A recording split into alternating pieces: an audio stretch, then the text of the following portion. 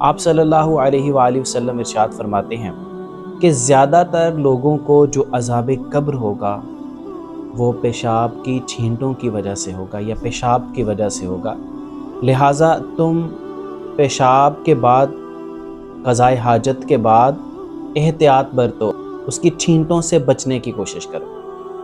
آپ صلی اللہ علیہ وسلم جا رہے تھے، ابن عباس رضی اللہ تعالیٰ عنہ اس حدیث کے روایت کرنے والے ہیں، تو آپ 2 قبروں کے پاس سے گزرے اور فرمانے لگے کہ ان 2 قبر والوں کو عذاب ہو رہا ہے اور ان کو کسی بڑی چیز کی وجہ سے عذاب قبر نہیں ہو رہا۔ آپ نے فرمایا ان میں سے ایک وہ ہے کہ جو پیشاب کرتے وقت سطر کا خیال نہیں رکھتا تھا، اور دوسرے کے بارے میں آپ نے فرمایا کہ یہ وہ تھا جو چغل خور تھا۔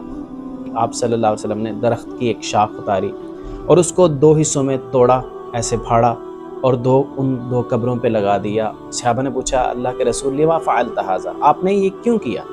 تو آپ فرمانے لگے کہ ہو سکتا ہے اللہ ان کے عذاب میں تخفیف فرمائے جب تک کہ یہ شاخ ہری رہے۔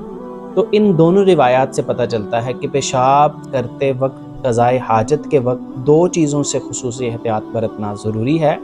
ایک ہے پیشاب کی چھینٹوں سے بچنا، جو کہ انسان کے بدن کو ناپاک کر دیتی ہیں، انسان کے لباس کو ناپاک کر دیتی ہیں اور کثرت میں عذاب قبر کا سبب بننے والی لغزش ہے۔ اور دوسرا یہ ہے کہ سطر کا خیال رکھنا اور حیا کا خیال رکھنا۔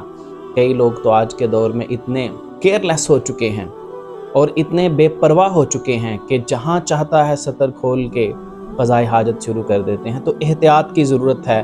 اللہ ہمیں طہارت کے مسائل کو سمجھنے اور شریعت کے حکم کے مطابق ادا کرنے کی توفیق عطا فرمائے۔